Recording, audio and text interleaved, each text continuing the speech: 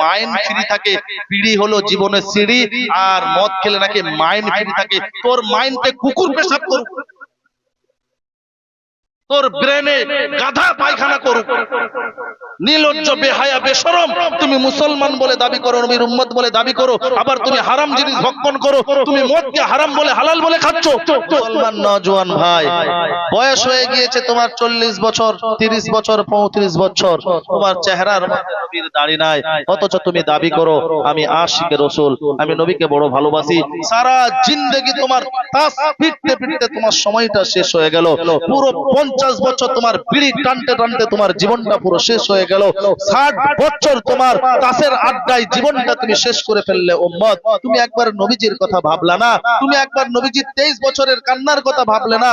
নবীজি এই উম্মতের জন্য সারা রাত এশারের নামাজের পর থেকে শুরু করে নিয়ে ফজর পর্যন্ত সারা রাত উম্মতের জন্য চোখের পানিতে ভাসিয়ে দিয়েছে।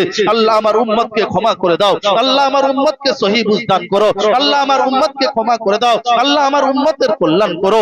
উম্মত, তুমি জুয়ার আড্ডায় বসে দিনটাকে কাটিয়ে দিলে। উম্মত, তুমি জুয়ার আড্ডায় বসে, তাসের আড্ডায় বসে তুমি সময়টাকে কাটিয়ে দিলে। উম্মত, তুমি সারা জীবন দাড়ি কেটে কেটে সময়টাকে কাটিয়ে দিলে। নামাজ না পড়ে তুমি সময়টাকে কাটিয়ে দিলে। উম্মত, তুমি চায়ের দোকানে সারা জিন্দেগি বসে বসে বিড়ি খেয়ে অপরের গীবত, চুগলি, গীবত করে হারাম খেয়ে তুমি সময়টাকে কাটিয়ে দিলে। তুমি নবীজির কথা ভাবলে না, তুমি নবীজির মায়ার কথা ভাবলে না। নবীজির এই হৃদয় নামক যে ঘটনা ঘটিয়েছে কাফেররা, তার প্রতি যে জুলুম জ্বালা করেছিল দিনের খাতিরে, এই দিন সহজে পাওয়ার পর তুমি নবীর কথা ভাবলে না। আল্লাহ তাআলা বলবেন তার নবীকে, হাবিব, আমি আপনার উম্মতের আমলনামা আমি আপনার নিজের হাতে দেব, আপনি সব খুলে খুলে দেখবেন আপনার উম্মতের কারনামাগুলো। আল্লাহর নবী উম্মতের কারনামাগুলো এক এক করে হাতে তিনি খুলে দেখবেন। কে সুদ খেয়েছে, কে ঘুষ খেয়েছে, কে মানুষের সঙ্গে মারামারি করেছে, সারা জিন্দেগি ঝগড়া ঝাঁটিতে সময় কাটিয়ে দিয়েছে, বিড়ি খেয়ে কে সময়টাকে কাটিয়ে দিয়েছে, তাস পিটতে পিটতে সময়টাকে কাটিয়ে দিয়েছে, মানুষের পিছনে লাগতে লাগতে সময়টাকে কাটিয়ে দিয়েছে, ঝগড়া ঝাঁটি ফিতনা ফাসাদ করতে করতে সময়টাকে কাটিয়ে দিয়েছে, অপরের জায়গা মেরে খেয়েছে, অপরের জায়গায় খুঁটি মেরেছে, আইল ফেলেছে, শক্তির জলে, জনবলের জলে গরিব মানুষের উপরে অত্যাচার করেছে, গরিব মানুষের উপরে নির্মম ভাবে জুলুম করেছে। যখন নবীজি সাল্লাল্লাহু আলাইহি সাল্লাম দেখবে যে উম্মতের আমলনামার মধ্যে একটাও সিজদা নাই, একটাও নেক আমল নাই, আল্লাহর নবী বলবেন, উম্মত এটা কি, এটা কি, তুমি কি আল্লাহ আমার কাছে? জীবনে একটাও সিজদা নাই। 23 বছর কান্নার কথা উম্মত তুমি সহজেই ভুলে গেলে। আমার কথা তুমি একটুও ভাবলে না যে আমার সম্মুখীন তোমাকে হাউজে কাউসারের পানি পান করানোর জন্য দাঁড় করাবে আল্লাহ। আমি যখন জিজ্ঞাসা করব কি তোমার হবে, আজকে হাসরের কথা তোমার মনে হলো না, কবরের কথা তোমার মনে হলো না? উম্মত, 23টা বছর তোমাদের জন্য আমি কত কষ্ট করেছি, পেটে পাথর বেঁধেছি, দিনের পর দিন, মাসের পর মাস না খেয়ে আমি দিনের দাওয়াত দিয়েছি, দিনকে কায়েম করেছি, দিনকে মোকাম্মল করেছি, তবে যাতেই তোমাদের কাছে মোকাম্মল দিন পৌঁছেছিল। আর উম্মত, তুমি আমার কথা শুনলে না, আমার কথা বুঝলে না, আমার তুমি কান্নার কদর করলে না। যাও, আজকে আমিও নবী তোমার কিছু করতে পারবো না। কি হবে ভাই, কি হবে ভাই বলেন আমাকে, আপনারা বলেন কি হবে ভাই বলেন। নবীজি যদি আমাদেরকে তাড়িয়ে দেয়, তিরস্কার করে দেয়, একটাই তো আশা, কিয়ামতের ময়দানে সব সবাইকে অস্বীকার করবে। আল্লাহ তাআলা বলেন, ইয়াউমা ইয়াফিরুল মারউ মিন আখি ওয়া উম্মিহি ওয়া আবিহি ওয়া সাহিবাতিহি ওয়া বানি। সেদিন কেউ কাউকে চিনবে না, সেদিন কেউ কারুর জন্য কোনো সুপারিশ করবে না। বাবা আদম আলাইহিস সালাতু ওয়াস সালাম থেকে নিয়ে শুরু করে শেষ নবী পর্যন্ত সবাই নফসি নফসি করতে থাকবে। আদম বলবে ইয়া রব্বি নফসি, ইয়া রব্বি নফসি। মুসা নবী বলবে ইয়া রব্বি নফসি, ইয়া রব্বি নফসি। ইব্রাহিম নবী বলবে ইয়া রব্বি নফসি, ইয়া রব্বি নফসি। ঈসা নবী বলবে ইয়া রব্বি নফসি, ইয়া রব্বি নফসি। হুদ নবী বলবে ইয়া রব্বি নফসি, ইয়া রব্বি নফসি। প্রত্যেকটা নবী নফসি নফসি করতে থাকবে। কেবল মাত্র একজন নবী বলবেন ইয়া হাবলি উম্মতি, ইয়া হাবলি উম্মতি, ইয়া আল্লাহ আমার উম্মত, আমার উম্মত, আমার উম্মত। জোরে বলুন না সুবহানাল্লাহ। সেদিন যদি উম্মতের এই কারনামাগুলো আল্লাহর নবীর হাতে দেওয়া হয়, আল্লাহর নবী সেদিন আর উম্মতি উম্মতি বলবে না, তখন তাকে তার হারে ছেড়ে দিবে। যাও, দুনিয়াতে আমার এত কষ্টের কথা তুমি মনে রাখোনি, আজকেও তোমার কোনো আমি সুপারিশ করতে পারবো না। কি হবে ভাই? এই জন্য ভাইরা আমার, হারাম খাওয়া ছেড়ে দেন। হালালে 10 টাকাও যদি হয়, ওর মধ্যে আল্লাহ তাআলা সন্তুষ্ট রেখেছেন। হালাল জিনিসে বরকত আছে, হারামের মধ্যে কোনো বরকত নাই। আপনাদেরকে একটি উদাহরণ দিচ্ছি, উদাহরণ। আচ্ছা, সমাজের মধ্যে আমরা যারা মুসলমান মুমিন রয়েছি, আমরা বেশি কি খাই? আমরা বেশি গরু খাই না কুকুর খাই? কথা বলে না, কি খান আপনারা? গরু গোস্ত, গরু, ছাগল, বকরি, মহিষ, উট, হালাল প্রাণী খাইতো। তো সমাজের মধ্যে আমরা যে হালাল প্রাণীগুলো খাই, লজিক কি বলে যাদেরকে আমরা বেশি কেটে কেটে খাবো সমাজে কমবে না বাড়বে? কমবে। লজিক বলে কমবে। কুকুর আমরা খাই না, কুকুর আমরা কি খাই না, কিন্তু সমাজে দেখবেন আল্লাহ তাআলা বরকত দেখেন, হালালের মধ্যে কেমন বরকত রেখেছে দেখেন। বরং সমাজে কয়টা কুকুর দেখতে পাওয়া যায়? 10টা না 15টা কুকুর দেখতে পাওয়া যায়। আর যখন গরুর পাল, মেষের পাল যায়, ঝাঁকের পর ঝাঁক যায়, তাহলে যে জিনিস আমরা খাচ্ছি কমার কথা, কিন্তু আল্লাহ হালালে বরকত রেখেছে বলে আল্লাহ তাআলা বাড়িয়েই দিয়ে চলছেন। আর যে জিনিস আমরা খাই না, হারাম, ওটা না খেলেও পারবে না, ওর মধ্যে কোনো বরকত নাই।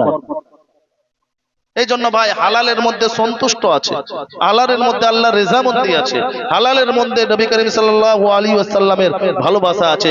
যে সমস্ত আমার মুসলমান মা বোনেরা, অধিকাংশ মা বোনেরা লোনের সঙ্গে যুক্ত হয়ে গেছে, আমি হাত জোর করে করজোর করে বলে যাব, আল্লাহর কসম, জিন্দেগিতে তুমি কোনোদিন নামাজ পড়ো নাই, আল্লাহ চাইলে হয়তো মাফ করে দিবে। জিন্দেগিতে তুমি কোনোদিন রোজা রাখো নাই, আল্লাহ চাইলে মাফ করে দিবে। জিন্দেগিতে তুমি কোনোদিন কোনো ভালো কাজ করো নাই, আল্লাহ চাইলে মাফ করে দিবে। আল্লাহর কসম, সুদের কারবারে যেও না। আল্লাহর কসম, মুমিন মুসলমান নবীর উম্মত আজকে হাত জোড় করে বলে যায়, সুদের সঙ্গে জড়িত হও না। মা বোনেরা সুদের সঙ্গে জড়িত হও না, ভাইরা আমার সুদের সঙ্গে জড়িত হও না। আল্লাহ তাআলা বলেন সূরা বাকারার মধ্যে 270 থেকে 77 নম্বর আয়াতে, ইয়া আইয়ুহাল্লাযীনা আমানুত্তাকুল্লাহ ওয়া দারু মা বাকিয়া মিনার রিবা ইন কুনতুম মুমিনিন। উম্মত, এ আমার বান্দা, তোমরা, আমি আল্লাহ, আমাকে ভয় করো, তোমরা সুদকে বর্জন করো, সুদ তোমরা খেও না। যদি তোমরা নিজেদেরকে মুমিন মনে করো, তাহলে তোমরা সুদকে বর্জন করো। যদি তোমরা সুদকে না বর্জন করো, যদি তোমরা সুদকে যদি না ছাড়ো, ফাইল্লাম তাফআলু ফাআদানু বিহারবিন মিনাল্লাহি ওয়া রাসূলি, যদি তোমরা সুদকে যদি না ছাড়ো, তাহলে আমি আল্লাহ এবং আমার রাসূলের বিরুদ্ধে তোমরা যুদ্ধ করার জন্য প্রস্তুতি গ্রহণ করো। সকলে বলেন নাউজুবিল্লাহ। আমরা মুমিন মুসলমান নবীকে ভালোবাসি, আল্লাহকে ভালোবাসি, আর আমরা যদি আল্লাহ এবং তার রাসূলের বিরুদ্ধে যুদ্ধ করি, তাহলে কি অবস্থা, কি ভয়ানক। আল্লাহর নবী অভিশপ্ত করেছেন যে সুদ খাবে, যে সুদের সাক্ষী থাকবে, যে সুদের জন্য নেবে, এবং যে সুদের লেখাপড়া করবে, অর্থাৎ এই 4 জন ব্যক্তিকে আল্লাহ নবী সাল্লাল্লাহু আলাইহি ওয়াসাল্লাম অভিশপ্ত করেছেন। আল্লাহ তাআলা যারা সুদ খায় তাদের জন্য একটি রক্তের নদীর ব্যবস্থা করেছে আযাবের। তারা গরম ফুটন্ত রক্তের নদীতে তারা হাবুডুবু খেতে থাকবে, এবং বলা হয়েছে যারা সুদ খায় তাদের একটা বিশাল বড় আকারে একটা পেট বানানো হবে, এবং জাহান্নামীরা তাদের পেটের মধ্যে দিয়ে সাওয়ার হয়ে জাহান্নামের মধ্যে নিক্ষেপ হবে। ভাইরা আমার, এই আযাব কি করে সহ্য করতে পারবেন? একটা আঙ্গুল যদি কেটে যায়, সারাদিন শিশি করতে নার্সিং হোমের বেডে কত কষ্ট করে শুয়ে থাকেন, হসপিটালের বেডে দৌড় মারতে হয়, তাহলে এত আযাব করে কঠিন সহ্য করবেন? মা বোনেরা আমার, তোমরা আমার ভাই, তোমরা আমার বাপ, তোমরা আমার বোন, তোমরা আমার মা, আল্লাহর কসম, সুদ খেও না, সুদ খেও না। তওবা করো যে আল্লাহ ভুল করে খেয়ে ফেলেছি, গরিবের সংসারে লোন নিয়ে ফেলেছি, আল্লাহ তুমি আমাকে ক্ষমা করে দাও, আর জীবনেও লোন নেব না, সুদ খাবো না। অপরের বাড়িতে মজদুরি করে আমার স্বামীকে আমি খাটার জন্য বলবো, রোজগার করার জন্য বলবো, ভ্যান চালানোর জন্য বলবো, টোটো চালানোর জন্য বলবো, হালাল রুজি রোজগার করার জন্য বলবো, কিন্তু তবুও লোনের সঙ্গে যুক্ত হবে না। আজ থেকে এই মাহফিল থেকে, সিরাতুন নবী সাল্লাল্লাহু আলাইহি ওয়াসাল্লামের মাহফিল থেকে ওয়াদা করে যায়, উম্মত যদি নিজেকে পরিবর্তন করতে পারো, নবীর উম্মতি যদি নিজেদেরকে শুধরাতে পারো, আল্লাহর কসম, আল্লাহর কসম, আল্লাহর কসম, আল্লাহ আগের মতন মুসলমানদের যেভাবে সাহায্য করেছিল, মুমিনদেরকে যেভাবে সাহায্য করেছিল, সে সাহায্য আল্লাহর দরবারে আছে। আল্লাহ কালও ছিল, আল্লাহ আজও আছে, আল্লাহ পরেও থাকবে।